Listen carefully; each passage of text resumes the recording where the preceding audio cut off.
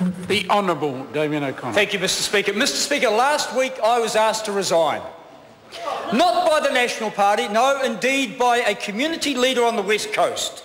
Because that person said, if it takes you resigning for us to be discovered and to get the reduction in one-way bridges, a decent hospital, proper funding of our education, then it's worth it. Mr Speaker, I thought seriously about it.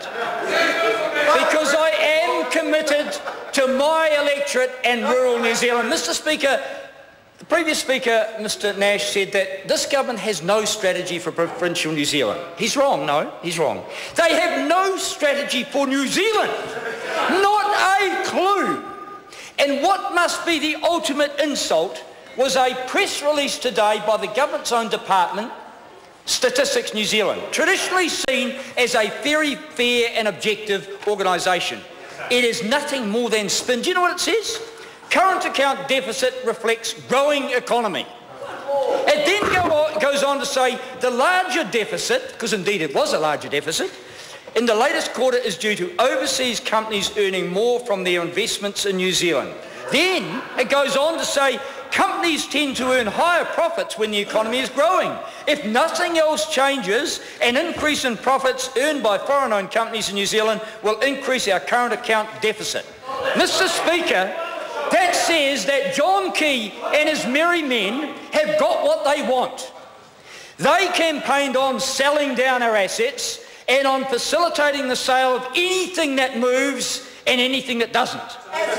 Land, houses, companies, you name it. Mr Speaker, they've got that, and what that has left us is in a structural malaise. That is that Statistics New Zealand, in spite of their spin, are admitting that the better our economy gets, the worse our deficit becomes. Mr Speaker, we need change, and they've indicated here without change we'll continue to go down the Google. Change is on its way at the next election, Mr Speaker, starting with the by-election, and I'm very pleased. Mr Speaker, Nikki Kay said we've got the best of New Zealand. Well, I have to say that's a pretty poor target. Mr Speaker, we can do better, and the Labour Party in government will ensure that we work for a better New Zealand for everyone. Mr Speaker, in the primary sectors, MPI, the new super ministry, has an export double goal.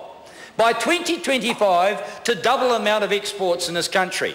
Mr Speaker, they're failing, because we're some way down the track from when they said that, and we've not made much progress. Mr Speaker, it's been said that a goal is not a strategy.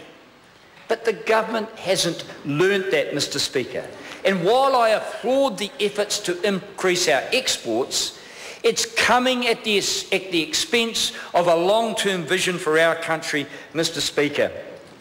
I say to you that National, in spite of its traditional support from the rural sector, is now destroying the very people who put them into power. Mr Speaker, there is a clear lack of leadership at not only a departmental level in MPI, where the government formed the super ministry, but from the ministers themselves. Mr Speaker, I challenge John Key and Minister Guy to provide the leadership that the rural and primary sectors are seeking at this moment. Yesterday, an independent group, the Meat Industry Excellence Group, put together, after pleading for funding, a very good report identifying about $500 million in savings each year that can be achieved in the meat sector, and that would give more security to meat workers and more security to rural communities, Mr Speaker, and a brighter future for farmers, and ensure that we have growing stock numbers.